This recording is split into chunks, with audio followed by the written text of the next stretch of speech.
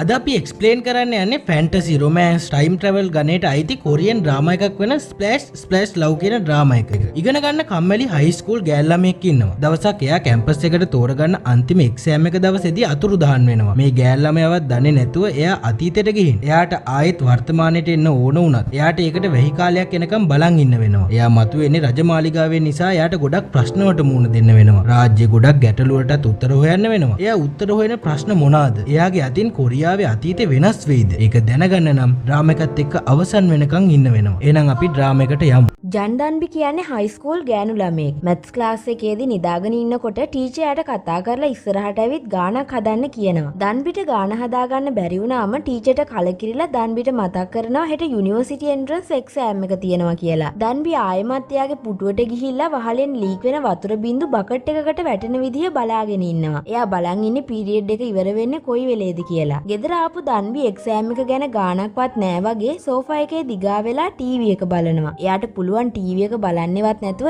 ඒ කියන්න සින්දු අහලා සිංගර්ස්ලාගේ නම් කියන්න. මෙයාගේ අම්මා කියන්නේ ඒ හැකියාව ගණන් හදන්න තිබ්බනම් සෝල් කැම්පස් එක ගේ ළඟට එනවා කියලා. අම්මා channel එක මාරු කරනවා. ඒ කියන්නේ රජ කතාවක්. දන්බි අම්මට කෑ ගහනවා channel එක මාරු කරා කියලා. අම්මා දන්බිට බනිනකොට දන්බි එදා රෑ එයාගේ යාළුවා සෝහියොන් එක්ක කැරොකි රූම් එකකට යනවා. දන්බිට දැනෙනවා එයා අතරමං වෙලා වගේ කියලා. එයා ප්‍රාර්ථනා කරනවා එයාව කොහෙට හරි අතුරුදහන් වුණා නම් හොඳයි කියලා. එයාගේ යාළුවටත් ආර්ට් ස්කූල් එකට යන්න ඕන වුණාට එයාගේ දෙමව්පියන්ට ඕනේ කැම්පස් යවන්න. කෙනෙක්ගේ මුළු අනාගතේම එක එක්සෑම් එකකින් තීරණය කරන අදහසට දන්බි වෛර කරනවා. පහෝදා එක්සෑම් එකට යන බස් එකේදී කලබලයට දන්බිගේ අතින් පොත් ටික බස් එකේ වැටෙනවා. දන්බිට එයාගේ කුඩේ බස් එකේ අමතක වෙලා වැස්සට හොඳටම තෙමීගෙනයි එක්සෑම් එකට යන්න වෙන්නේ. ඉස්කෝලේට ලං වෙනකොට දන්බිට තව අඩියක්වත් ඉස්සරහට ය아가න්න බෑ. එයා ආපහු දුවගෙන පාක් එකට යනවා. එයා අහස දිහා බලාගෙන ඉල්ලනවා එකම එක වතාවකට එයාව අතුරුදහන් කරන්න කියලා. ටිකකින් දන්බිට ඇහෙන්න ගන්නවා ළඟ තියෙන වතුර වලකින් බෙර හඬක් එනවා. එයා ඒ වතුර වල ළඟට ගිහින් ඒකට එබිලා බලනවා. ඒක නිකම් තවත් ලෝකයකට ඇරෙන්න ජනේලයක් වගේ. ඒ ලෝකේ රජමාලිගාවේ අය චාරිත්‍රයක් කරනවා. අවුරුදු 3ක් වැස්ස වැටලා නැති හින්දා වැස්ස ලැබෙන්නයි මේ චාරිත්‍රය කරන්නේ. දන්බි හිමීට යාගේ කකුලක් මේ මඩවලට දාලා බලනවා. මුළු කකුලම මඩවල හරහා යනවා. දන්බි හිත හයිය කරගෙන දුවගෙන ගිහින් මේ මඩවලට පනිනවා. වතුර වලෙන් එහා පැත්තේ ලෝකේ රජතුමා මේ වෙහි චාරිත්‍ර විකාරයක් විදියටයි සැලකන්නේ. එයා මේ චාරිත්‍රය නවත්තන්න හදනකොටම හුලං හමලා අහසින් වෙහි බින්දුවක් වැටෙනවා චාරිත්‍ර ජල බඳුනට. ඒ එක්කම දන්බි මේ බඳුනෙන් මතුවෙලා වටපිට බලනවා. හැමෝම ඇඳන් ඉන්න ඇඳුම් දැකලා දන්බි අහනවා ඔයාලා රජ කතාවක් ෂූට් කරනවද කියලා. හැමෝම ඉන්නේ පුදුම වෙලා. රජතුමා දන්බි කවුද කියලා ඇහුවාම එයා කියන්නේ ගොසම් කෙනෙක් කියලා. වර්තමානයේදී ගොසම් කියන්නේ හයි ස්කූල් ළමයෙක් කියන එක වුණත් රජ කාලේ ගොසම් කෙනෙක් කියන්නේ රජතුමාගේ පාලකයෙක් කියන එක. දන්බි එකපාරටම අඳුර ගන්නවා රජතුමාගේ ප්‍රධාන පාලකතුමා දන්බිගේ ගණන් ටීචර් කියලා. ඒත් පාලකතුමා දන්බිව අඳුරගන්නේ නැහැ. රජතුමා හිතන්නේ දන්බි කියන්නේ පැනලා ගිය පාලකයෙක් කියලා. එයා දන්බිව අත්අඩංගුවට ගන්න අණ කරනවා. දන්බිගේ බෙල්ලට කඩු දික් කරද්දී ඒව ඇතම කඩු කියලා දන්බි දැනගන්නවා. දන්බිට තේරෙනවා මේක ඩ්‍රාමා එකක ෂූට් එකක් නෙවෙයි. මේක ඇත්තක් කියලා. එයාට මතක් වෙනවා ටීවී එකේ ගිය රජ කතාවක මේ වගේ වැහි චාරිත්‍රයකදී කියපු දෙබසක්. එයා කෑ ගහලා කියනවා මමයි වැහි දෙයියා. මම අනිවාර්යෙන්ම වැස්ස වස්සන්නම් කියලා. එතකොට හැමෝම දන්බිට ආචාර කරනවා. රජතුමාටත් ආචාර කරන්න වෙනවා. කට්ටියම ඔලු නමාගෙන ඉන්න වෙලාවේ දන්බි එතනින් පැන ගන්නවා. මාලිගාව පුරාම සිබළු දන්බිව හොයනවා. දන්බි මාලිගා උපදේශකයෙක්ගේ ඇඳුමක් ඇඳගෙන පෑනකින් රැවුලක් ඇඳ ගන්නවා. මේ අතරේ රැජිනගේ තාත්තා රැජිනට බල කරනවා රජතුමාගෙන් පුතෙක් හදාගන්න කියලා. රැජිනට හීනයක් නැත්තම් තාත්තගේ හීනේ හැබෑ කරලා දෙන්න කියලා එයා කියන්නේ. රැජිනගේ තාත්තා රාජ්‍ය සභාවේ ඇමති කෙනෙක්. එයාට ඕනේ රාජ්‍ය පාලනය අතට ගන්නයි. ලීදෝ රජතුමා වැහි චාරිත්‍රය වගේම මිත්‍යා දෘෂ්ටික කතා විශ්වාස කරන්නේ නැහැ. එයාගේ අදහස රාජ්‍ය දියුණුව තියෙන්නේ ගණන් සහ විද්‍යාව මත කියලායි. හැබැයි රජතුමා දුක් වෙන්නේ එයාගේ හොඳම ගණිතඥයන්ටවත් තවම පයිතගරස් ප්‍රමේයවත් විසඳගන්න බැරි හින්දායි. මේ අතරේ හැංගි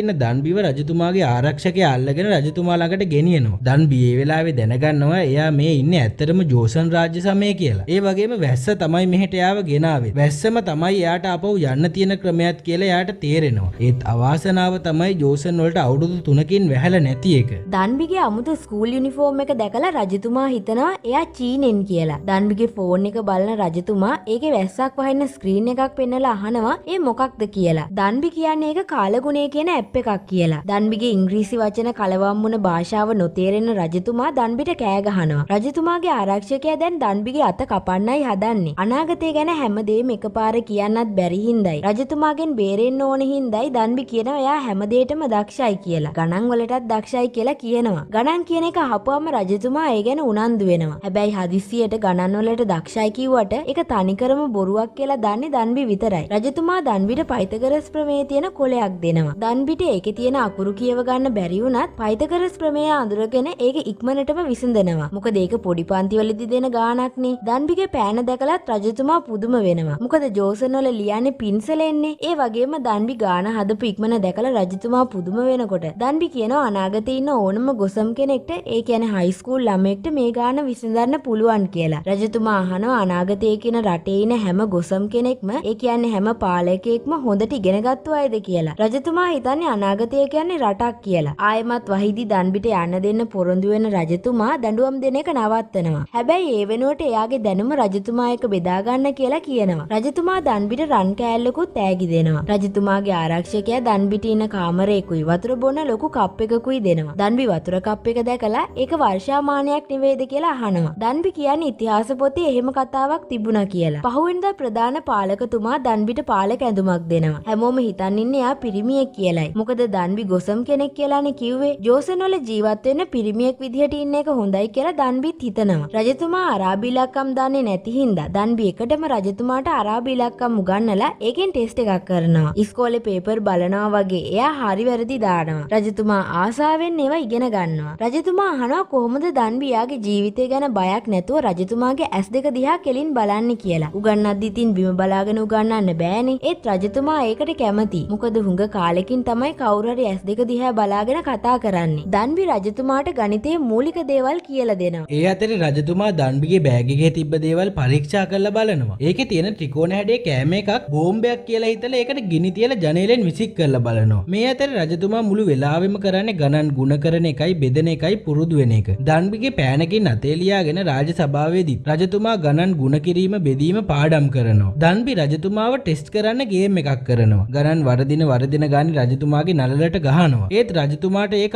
අවුල් වුණත් දන්බිට දඬුවම් කරන්නේ නැහැ. ඒත් දන්බිට ගානක් වැරදිලා දන්බිගේ අත කඩුවෙන් කපන්න හදද්දිම රැජින එතනට එනවා. රැජිනට තියෙන්නේ දන්බිගේ යාළුවාගේ රූපේ. දන්බි රැජිනව අඳුරගෙන එයාට කතා කරන්න ගිහින් නවත්ත ගන්නවා. රජතුමා නම් රැජිනව ගණන් ගන්නේ නැහැ. රැජින එතනින් යද්දි රජතුමාගේ ආරක්ෂකයා එක්ක කතා කරනවා. පේන විදියට නම් මේ දෙන්න කලින් දන්න අඳුරන දෙන්නෙක් වගේ. රෑ රජතුමාට කෑම ගෙනාවාම දන්බිගේ බඩ කෑ ගහනවා. රජතුමා දන්බිට කවන්න වගේ ගිහිල්ලා ආපහු ගන්නවා. Tamanගේ ජනතාව වතුරවත් බොන්නේ නැතුව ඉද්දි මෙහෙම කෑම කන එකට දන්බි රජතුමාට දොස් කියනවා. එයා ජංගුමි වැඩ කරපු කුස්සිය කොහෙද කියලා අහලා එතනට ගිහින් බෑග් එකේ දාගෙන ආපු ටොක් බොක්කි පැකට් එකක් හදනවා. දුප්පත් අයගේ කෑම කොච්චර රහද කියලා බලන්න කියලා රජතුමාට දෙනවා. රජතුමා ඒකට රහ වැටිලා ඔක්කොම කනවා. ඒකේ සැරහින්ද පහුවෙනිදා රජතුමාට බඩිය අමාරුවක් හැදෙනවා. රජතුමා හිතනවා දන්බි රජතුමාට වස දෙන්න හැදුවා කියලා. ඒත් දන්බි පැහැදිලි කරලා දෙනවා ඒක නිකම් බඩිය අමාරුවක් විතරයි කියලා. ඒ වෙලාවේ දන්බි ශරීරයේ තියෙන අවයව ගැන රජතුමාට පැහැදිලි කරලා දෙනවා. දන්බි හදවත තියෙන තැනට අත තියලා කියනවා අපි කාට හරි කෙනෙක්ට කැමති නම් හදවත වේගෙන් ගැහෙනවා කියලා. රජතුමා දන්බිගේ පපුවට අත තියන්න ඇදුවත් දන්බි කොහොම හරි ඒක නවත්ත ගන්නවා. දන්බිට ශරීරය ගැන දන්න හැම දෙයක්ම රාජකීය වෛද්‍යවරුන්ටත් කියලා දෙන්න වෙනවා. දන්බිගේ පැහැදිලි කිරීම වලට අනුව වෛද්‍ය පොත් ගොඩක් නිර්මාණය වෙනවා. එයා වගාව ගැනත් උපදෙස් දෙනවා. මේ අතරේ රජතුමායි දන්බි යාළුව වෙනවා. දන්බි රජතුමා එක්ක සෙල්ෆියක් ගන්නවා. මුලින් ෆෝන් එකෙන් මූණ පේන එක දැකලා රජතුමා බය වුණා. පස්සේ දන්බි එක්ක ෆොටෝ ගන්නවා. මේක දිහා රජිනි ඊර්ෂ්‍යාවෙන් බලන් ඉන්නවා. මේ අතරේ කෘෂිකාර්මික පොතුත් නිර්මාණය කරනවා. දන්බිගේ උපදෙස්සින්ද අවසානයේදී දොඩම් වගාව සාර්ථක වෙනවා. මේක දකින රජිනගේ තාත්තට ඊර්ෂ්‍යා හිතෙනවා. රජතුමා දන්බිට දොඩම් ගෙඩියක් තෑගි කරනවා. ඒත් දන්බි හිතන්නේ බලන්නේ නැතුව එකපාර දොඩම් ගෙඩිය කනවා. තෑග්ගක් කියලාවත් හිතන්නේ නැතුව දොඩම් ගෙඩිය කාලා දැම්මා කියලා රජතුමා දන්බිට බනිනවා. දන්බි එතනින් යන්නේ යද්දී එයාව තව ටික වෙලාවක් රජතුමා ළඟ තියාගන්න ඕනේ හින්දා ග්‍රවුන්ඩ් එකට එක්කන් ගිහින් ෆුට්බෝල් ගහනවා. රජතුමාට දුවන්න බැරි හින්දා බෝල අහුලන්න වෙන්නේ දන්බිට. ඒත් දන්බි හින්දා රජතුමා දුවන්න පටන් ගන්නවා. අවසානයේ දෙන්නම දුවලා මහන්සියට පිටණිය වැටිලා ඉදි. රජතුමා විහිළුවක් කරලා දන්බිගේ පපුවට පාරක් ගහනවා. දෙන්නම ගල් වෙනවා. දන්බි හිතන්නේ රජතුමා එයා කෙල්ලෙක් කියලා අඳුරගත්තා කියලා. ඒත් රජතුමා ඒ මුකුත් දන්නේ නැහැ. එයා දන්බිගේ ලෝගුව ආස්සේ හංගගෙන හිටපු දොඩම් ගෙඩියයි ඉල්ලලා තියෙන්නේ. ඊට පස්සේ රාත්‍රී සංචාරයක් යන්නයි හිටියේ. ඒ ගමන් දන්බිවත් ඇරලවන්නම් කියලා රජතුමා කියනවා. රජතුමා ඉක්මනටම ගිහින් තනියෙන් ඇඳුම් ඇඳගෙන ලෑස්ති වෙන්නේ හරියට පළවෙනි ඩේට් එකට යන්න වගේ. එයා එයාගේ අත පපුවට තියලා ගැහෙන්න සද්දය අහනවා. රජතුමා ඒකෙන් ටිකක් ෂොක් වෙනවා. දන්බි රජතුමා එනකල් එළියට වෙලා බලාගෙන ඉන්නවා. ඒත් රජතුමා වෙනුවට ආරක්ෂකයා ඇවිත් දන්බිව ගෙදර එක්කන් යනවා. ඊළඟ දවසේ රජිනගේ තාත්තා රජතුමාගේ රෑකෑම එකට මද්ද්‍රව්‍ය වගේක් දානවා. එතකොට රජතුමාගේ කාමාශාව වැඩි වෙලා රජිනට රජතුමා එක්ක ඉන්න පුළුවන් වෙයි කියලා. හැබැයි එදා රජතුමා එයාගේ කෑම එක දන්බිට කන්න දෙනවා. රජතුමා මත් වෙලා ඇති කියලා හිතලා රජින රජතුමාගේ කුටියට ඇවිත් ඇඳුම් එකින් එක ගලවන්න ගන්නවා. ඒත් රජතුමා රජිනව නවත්තනවා. රජින එයාට තනි කියලා අඬන්න ගත්තත් රජතුමා කියන්නේ මේ මාලිගාවේ තනි වෙච්ච නැති කෙනෙක් නෑ කියලයි. දන්බි ඉන්නේ ළඟ කාමරයක හැංගිලා. ඒත් මද්ද්‍රව්‍ය ඉෆෙක්ට් එක වැඩි වෙද්දි දන්බි රජතුමා ඉස්සරහට එනවා. දන්බි වැටෙන්න යද්දිම රජතුමා එයාව අල්ල ගන්නවා. මේක දැකපු රජිනට අදාහ ගන්න බැරි වෙනවා. රජතුමා දන්බිව හොඳ සිහියට ගන්න හදනකොට රජින තරහෙන් එතනින් පිට වෙනවා. දන්බි මත් වෙලා හින්දා හැසිරෙන්න හරිම කියුට් විදිහට. එයා රජතුමාට කියනවා රජතුමා ගොඩක් ලස්සනයි. ඒ හින්දා එයාට සිහි නැති වෙන්නයි යන්නේ කියලා. දන්බි වෙරියෙන් එක දේවල් කියනවා. ඒ අතරේ මෙයා කියනවා පළවෙනි වැස්ස වැටෙද්දී එයා මෙහෙන් යනවා කියලා. රජතුමා කියනවා එයා දන්බිව ළඟින් තියාගත්තේ නැත්තේ එයා දන්බිට කැමති හින්දා කියලා. දන්බිත් හොඳටම නිදිමතේ රජතුමාට කියනවා මම ඔයාට කැමති වෙන්න පටන් අරන් කියලා. ඒක අහපු රජතුමා ෂොක් වෙනවා. දන්බි එහෙමම නිදා ගන්නවා. රජතුමා දන්බිට ලං වෙනවා. ඒ දන්බිගේ තොල්වලට ලං වෙද්දි රජතුමා එකපාරටම ඈත් වෙලා එයාට පිස්සු හැදිලා කියලා හිතනවා. රජතුමා පැය ගාණක් දන්බිට යව තුරුල් කරන් නිදා ගන්න දෙනවා. දන්බි හැරුණාම රජතුමා දන්බිව ගෙදර ඇරලවන්න යනවා. යන අතරමඟදී දන්බි කරපු හැමදේටම රජතුමා ස්තුති කරනවා. එයා කියනවා දන්බි ආපු දවසේ ඉඳන් එයාට ටිකක් හුස්ම ගන්න පුළුවන් වුණා කියලා. රජතුමා දන්බිගෙන් යාළුවෝ වෙන්න අහනවා. දන්බි යාගේ තිබුණ දොඩම් ගෙඩියේ hina මූණක් ඇඳලා රජතුමාට දෙනවා. රජතුමා එතනින් යද්දිම නවතැනේ ඉන්න ආරක්ෂකයාගේ මල්ලි දන්බිගේ බ්‍රායකකුත් ඔළුවේ දාගෙන අක්කේ කියලා කෑ ගහනවා. දන්බි බය වුණත් ඒක කාටවත් ඇහෙයි කියලා වාසනාවකට කාටවත් ඒක ඇහිලා නැහැ. රජතුමායි දන්බි එකට ඉන්න එක ගැන ඔත්තුකාරයෝ රජිනගේ තාත්තට කියනවා. රජතුමා එක්ක මුළු රෑම ඉන්න එකට රජිනගේ තාත්තා දන්බිව අත්අඩංගුවට ගන්නවා. එයා කියන්නේ දන්බි රජිනට අපහාස වෙන විදියට වැඩ කළා කියලා. දන්බිව කලින් අත්අඩංගුවට ගන්න නියෝගයකුත් තියෙනවනේ. ඒ වෙලාවේ රජතුමාගේ ආරක්ෂකයා රාජසභාවට වර්ෂාමානයක් ගෙනත් පෙන්නනවා දන්බි කියපු විදියටයි ඒක හැදුවේ කියලා. ඒ විදියට රජතුමා ඇමතිලාට පෙන්නනවා දන්බියාගේ වතුර කප් එකකින් වර්ෂාපතනයේ මනින්න ක්‍රමයක් ඉදිරිපත් කළා කියලා. රජතුමා කියනවා රටේ මිනිස්සු වතුරවත් නැතුව ඉද්දි එයාලා වටින කෑම බීම ගන්නවා. අඩුම තරමේ වර්ෂාපතනයේ මනින්න ක්‍රමයක් හොයාගත්තොත් ආපහු මෙහෙම නරක කාලයක් නොඑන්න වග බලා ගන්න පුළුවන් කියලා. මේ අතර දන්බි මරණ දණ්ඩනයට නියම වෙලයි තියෙන්නේ. තවත් ඇමති කෙනෙක් කියනවා රජතුමා කියන විදියට දන්බි දක්ෂයි නම් එයාව පරීක්ෂා කරමු කියලා. එයා කියනවා ඉරදියා බලන්නේ නැතුව වෙලාව කියන්න පුළුවන් නම් මේක ගොඩක් ප්‍රයෝජනවත් වෙයි. ඒ හින්දා වෙලාව මනින උපකරණයක් හදන්න කියලා. මේ හින්දා දන්බි බේරෙනවා. දන්බිට ඇහෙනවා රජතුමාගේ උපදේශකයා කියනවා දන්බිගෙන් දැන් ප්‍රයෝජනයක් නැහැ. ඒ හින්දා යාව අයින් කරන්න කියලා. ප්‍රයෝජනයක් නැති වුණොත් දන්බිව මරයි කියලා හිතන දන්බි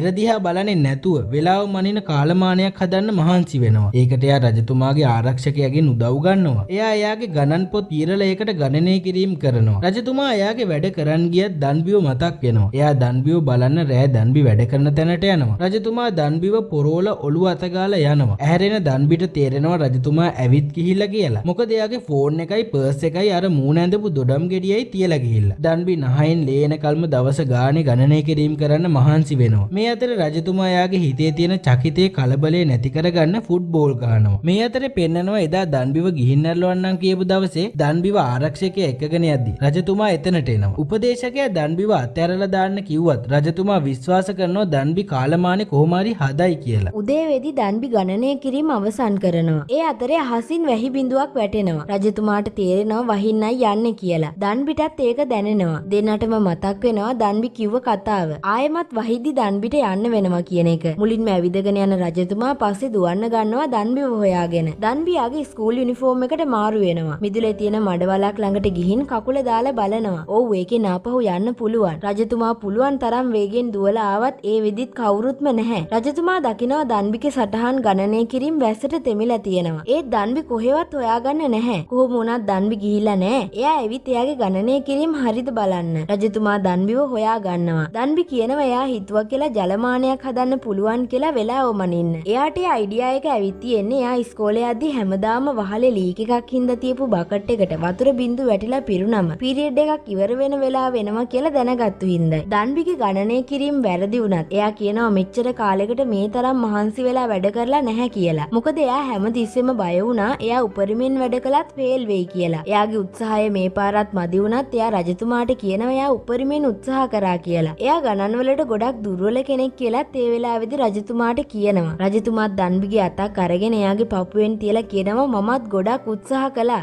ඒත් මටත් උත්තරයක් හොයාගන්න බැරි වුණා කියලා. රජතුමා දන්බිව තුරුල් කරගන්නවා. දන්බිට ගෙදර යන්න නම් මඩවලට පනින්නම ඕනේ. ඒත් එයා ඒ වෙනුවට රජතුමාට තුරුල් වෙලාම ඉන්නවා. වැස්ස නතර වෙනවා. ඉතින් දන්බිට ගෙදර යන්න තියෙන අවස්ථාව මග ඇරෙනවා. රජතුමා දන්බිට පැනලා යන්න බෝට්ටුවක් ලෑස්ති කරන්නයි හදන්නේ. ඒත් දන්බි අඬනවා. එයා මේ ලෝකෙට ආවෙත් පැනලා යන ගමන්. තව දුරටත් එයාට පැනලා යන්න ඕනේ නෑ. එයාට ඕනේ තව කාලය කියලායි දන්බි කියන්නේ. රජතුමාගේ ආරක්ෂකයා ඇවිත් දන්බිව ආරක්ෂිත තැනකට ගෙනියන්න හදනවා. මොනවා වුණත් එයා ගැනත් ටිකක් සැක හිතෙනවා මේ වෙලාවේදී. මොකද රජතුමාගේ උපදේශකයා කලින් කිව්වනේ දන්බි භයානක හින්දා මරන්න කියලා. එයාලා ටිකකට නැවතුනහම ආරක්ෂකයා දන්බිගේ පිටිපස්සෙන් කඩුව ඇදලා ගන්නවා. මේ අතරේ රැජිනට දැනගන්න හම්බ වෙනවා රජතුමා දන්බිව බේරගන්න ගියා කියලා. රැජින රජතුමාගේ කුටිය පරීක්ෂා කරනවා. එයාට හම්බ වෙනවා දන්බි ළඟ තිබුණු දොඩම් ගෙඩිය. දන්බි කියන්නේ ගෑනු ළමයෙක් කියලාත් රැජින ඒ වෙලාවේ දැනගන්නවා. එයා හිතනවා රජතුමා දන්බිට ආදරය කරනවා කියලා. මේ අතරේ කඩුව දික් කරන් ඉන්න ආරක්ෂකයා දන්බිට කියන්න හදන්නේ පාසි තියෙන හින්දා එතන වතුර වලෙන් වතුර බොන්න එපා කියලා. දන්බි එතනින් නැගිටිද්දි කකුලේ පැටලිලා ආරක්ෂකයාගේ පපුවට හේතු වෙනවා. ඒකෙන් ආරක්ෂකයා දැනගන්නවා දන්බි ගෑනු ළමයෙක් කියලා. කොහොමත් එයා කලින් ඉඳන්ම සැක කරලා තියෙනවා දන්බි කෙල්ලෙක් කියලා. ඒත් එයා ඒක ගණන් ගන්නේ නැහැ. එයා කියනවා රෙන්ට් එක ඩබල් ගෙව්වොත් ඒක රජතුමාගෙන් රහසක් විදියට තියාගන්නම් කියලා. එතකොට දන්බි කියනවා ආරක්ෂකයා හොඳ කෙනෙක් කියලා. ඒත්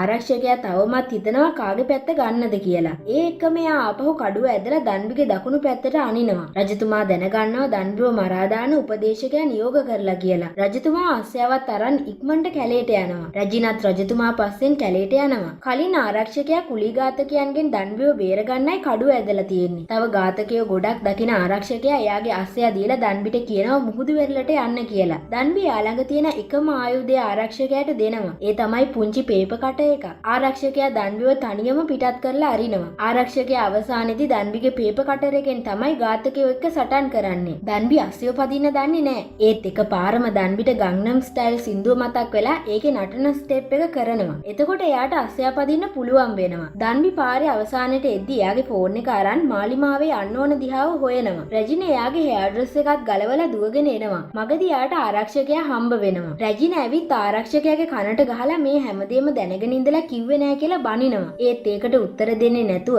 ආරක්ෂකයා රැජිනගේ තුවාල වුණ කකුල බලලා එයාව වඩාගෙන අරන් යනවා. ඉර බහිනකොට දන්බි බටහිර මුහුදු වෙරළට ලං වෙනවා. රජතුමාත් දන්බිව හම්බ වෙන්න එතෙන්ට එනවා. රජතුමා දුවගෙන ඇවිත් දන්බිට කිස් එකක් දෙනවා. රැජින මාලිගාවට යද්දි දොරවල් වහලා ඒ හින්දා ආරක්ෂකයාගේ කාමරයට යනවා. එතනදී එයා ලී වලින් හදපු නලා දෙකක් දකිනවා. එයාට මතක් වෙනවා ඒ දෙන පොඩි කාලේව හදපු හැටි. රැජින එළියට යද්දි දකිනවා ආරක්ෂකයා එයාගේ තුවාල වලට තනියම බෙහෙත් දානවා. රැජින ළඟට ගිහින් ඒකට උදව් කරනවා. රැජිනගේ තරහ දැන් නැති වෙලා. ඒ අතරේ දන්බි රජතුමා එක්ක බීච් එකේ ගිනිමැලයක් ළඟ ඉන්නේ. දන්බි රජතුමාට කියනවා අනාගතය කියන්නේ වෙන රටක් නෙවෙයි අවුරුදු ගාණක් ඉස්සරහට කියලා. රජතුමාට ඒත් ඒ ගැන සැකයි. දන්බියාගේ ෆෝන් එකේ තියෙන තරු බලන ඇප් එකක් පෙන්නනවා. රජතුමා ඒක දැකලා පුදුම වෙනවා. ඒත් එක්කම ෆෝන් එකේ බැටරි බහිනවා. අතුරුදහන් වෙන්නේ නැති තරු වැඩියෙන් හොඳයි කියලා රජතුමා අහස පෙන්නනවා. දන්බි ආනෝ ජෝසන් වල අහසේ කොච්චර තරු තියනවද කියලා. රජතුමා කියන්නේ මුලින්ම තරු පොඩ්ඩක් පේනුනත් ගොඩක් වෙලා බලන්නේදී තරු ගොඩක් පේන්න ගන්නවා කියලා. ඒ තරු වැඩි හින්දා නෙමෙයි. තරු බලන කෙනාගේ හදවත ඒ වෙනුවෙන්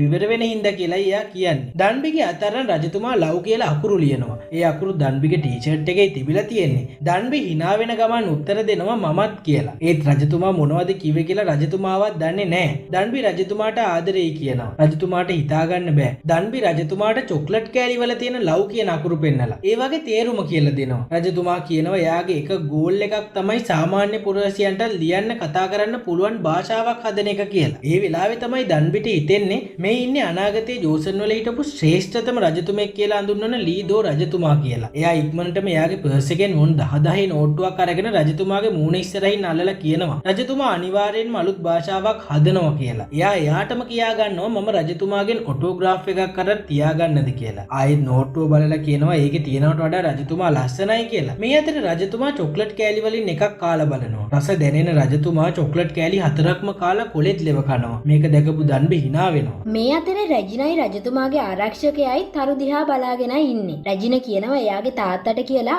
ආරක්ෂකයාට සංගීතඥයෙක් විදිහට තනතුරක් අරන් දෙන්නම් කියලා. ඒකට තරහ යන ආරක්ෂකයා එතන තිබුණු සංගීත භාණ්ඩයක් කඩනවා. ඒත් රැජින කියනවා එයා උදව්වක් කරන්න විතරයි හැදුවේ කියලා. ඒ වෙලාවේ රැජිනගේ වඩ කෑ ගහනවා. ඉතින් ආරක්ෂකයා රැජිනට ඔයිල් දාලා කුකුල් මස් ෆ්‍රයි කරලා දෙනවා. ඒක කාපු රැජින ඒ රසට පුදුම වෙලා මොනවද ඒකට දාපු ඔයිල් කියලා අහනවා. ඒත් ආරක්ෂකයා කියන තෙල් ජාතිය රැජිනට තේරෙන්නේ නැහැ. මොකද ඒක දන්වි විතරක්ම දන්න තෙල් වර්ගයක්. මේ අතරේ රජතුමා දන්විගේ චොක්ලට් ඉවර වෙනකල්ම කනවා. දන්වි කල්පනා කරනවා එයාගේ බෑග් එකට චොක්ලට් ආවේ කොයි වෙලාවෙද කියලා. එයාට මතක් වෙනවා උදේ අම්මා බෑග් එකට දාන්න නැති නේද කියලා. දන්විට අම්මව මතක් වෙලා අඬන්න ගන්නවා. රජතුමා අඬන්න එපා කිව්වත් හරියන්නේ නැහැ. රජතුමාට මතක් වෙනවා දන්වි කිව්වා කියලා දුක හිතුන වෙලාවට චොක්ලට් කාපුවම හරියනවා කියලා. රජතුමා දන්විට කිස් එකක් දීලා චොක්ලට් එක ෂෙයා කරනවා. රැජින මුළු රෑම හැරලා ආරක්ෂකයාගේ ග්ලොක් සෙට් එකේ චිත්‍රයක් අඳිනවා. මේ අතරේ දන්වි කාලමානය හදන්න දිගටම ගණනය කිරීම කරනවා. දවසක් එයා දකිනවා එතන පුංචි පොකුණේ පාසි බැඳිලා තියෙනවා. එයා මාලිගාවට ගිහිල්ලා කාලමානයේ රැඳිලා තියෙන පාසි බැඳුන වතුර අයින් කරනවා. එතකොට කාලමානයේ වැඩ කරන්න ගන්නවා. රජතුමාට පුළුවන් වෙනවා දන්විව දඬුවමින් නිදහස් කරගන්න.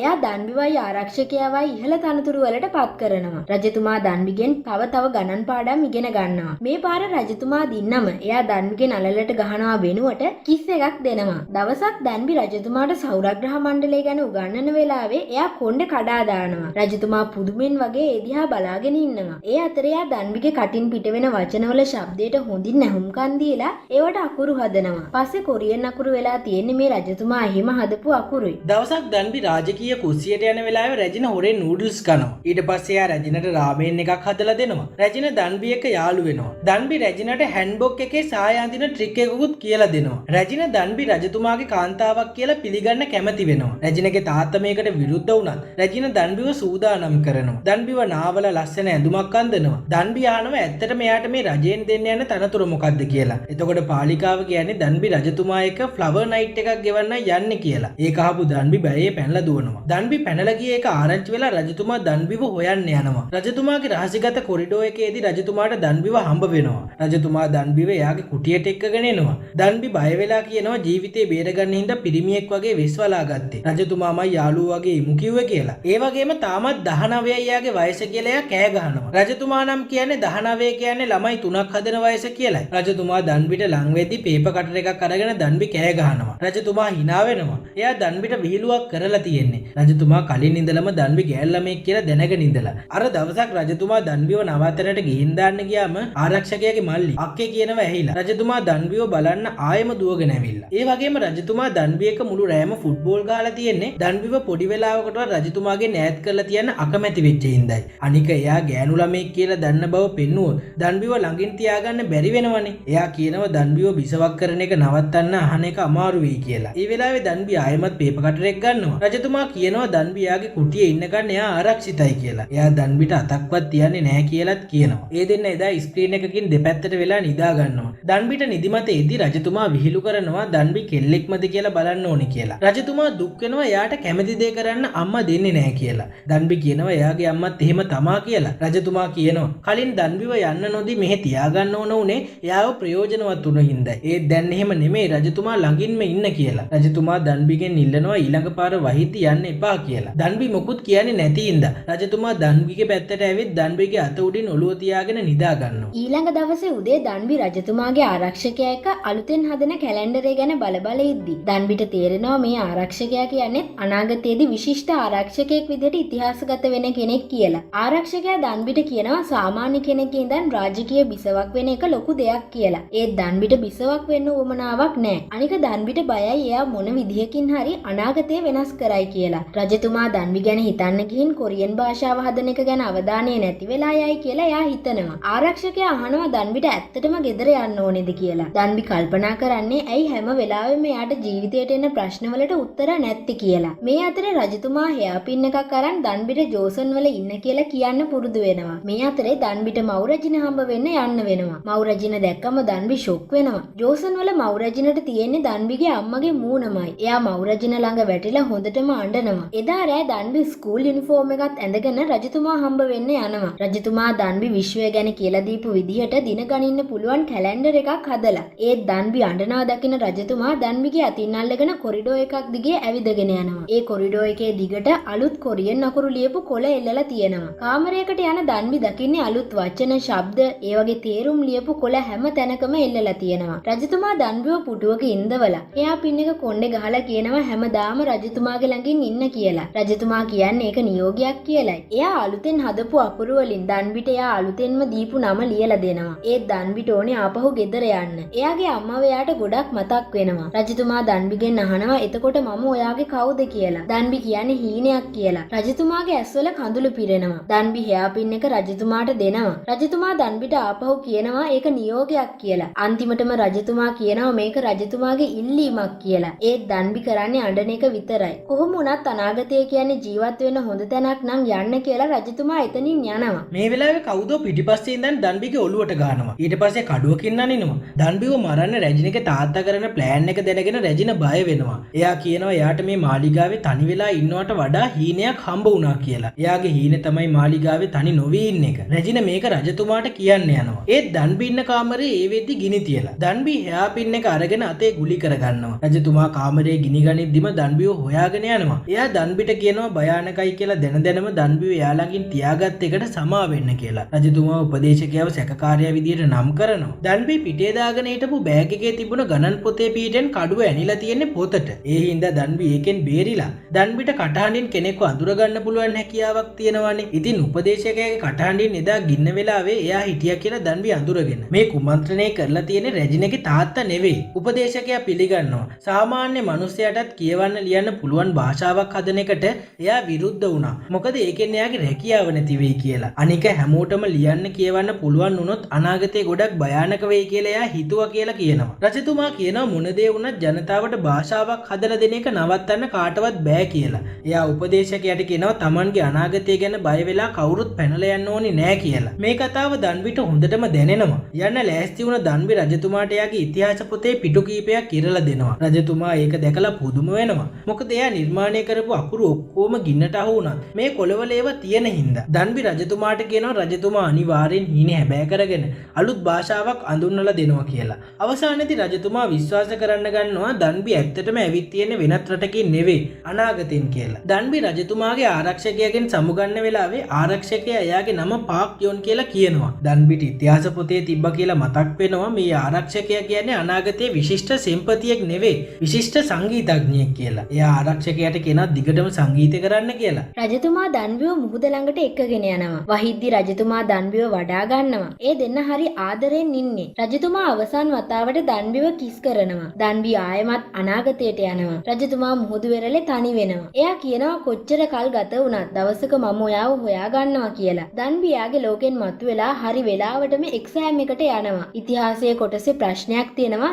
ලීදෝ රජුගේ කාලේ විශිෂ්ට විද්‍යාඥයෙක් නව නිපැයුම්කරුවෙක්ගේ නමක් ලියන්න කියලා. දන්බිට මතක් වෙනවා ඇමතිවරු දන්බිට ජන්යොම් චිල් කියලා නමක් දුන්නා කියලා. දන්බි ඒක පේපර් එකේ මාක් කරනවා. දන්බි රජතුමා එයාට දීපු නම ලියපු කොලේ බලද්දි ඒකේ තියෙන්නේ ජන්යොම් චිල් කියලායි. දන්බි ගෙදර ගිහිල්ලා අම්මව තුරුල් කරගන්නවා. දන්බි එක්සෑම් එක ෆේල් වෙනවා. එයා part time job එකක් කරන ගමන් ආපහු ඊළඟ අවුරුද්දේ එක්සෑම් එකට ලෑස්ති වෙනවා. දන්බිගේ යාළුවා දන්බිගේ රජතුමාගේ මේ කතාව වෙබ්ටූන් එකකට අඳිනවා. යාළුවා කියනවා ලීදෝ රජතුමාට බිසෝරු ගොඩකුයි ළමයි 20කුයි ඉඳලා තියෙනවා කියලා. දන්බි පුදුම වුණත් රජතුමා හොඳින් ජීවත් වුණ එක ගැන සතුටු වෙනවා. දන්බි දකිනවා රජතුමාගේ ආරක්ෂකයාගේ මූණ තියෙන කෙනෙක් දැන් ප්‍රසිද්ධ සිංගර් කෙනෙක් කියලා. ආයෙමත් වැස්ස දවසක දන්බි මඩවලකට කකුල දාලා බලනවා ඒකෙන් යන්න පුළුවන්ද කියලා. එතකොට කෙනෙක් ඇවිත් දන්බිට උඩින් කුඩයක් ඉහලනවා. එයා හරියටම ලීදෝ රජතුමා වගේමයි. එයා දන්බිට කියනවා අපි හුඟක් කාලයකට කලින් හම්බ වෙලා තියෙනවා කියලා. එදා දන්බි එක්සෑම් එකට යද්දි බස් එක ඇතුලේ එයාගේ පොත් වැටුනම ඒක අහුලලා දීලා තියෙන්නේ මෙයා. දන්බි බස් එකේ දාලා ගිය කුඩේ එයා අරගෙන. ඉතින් ඒ කුඩේ තමයි මේ ඉහළගෙන ඉන්නේ. මේ දෙන්නම දෙන්න දිහා බලලා ආදරෙන් hina වෙනවා. මේ විදිහට මේ ඩ්‍රාමා එක අවසන් වෙනවා.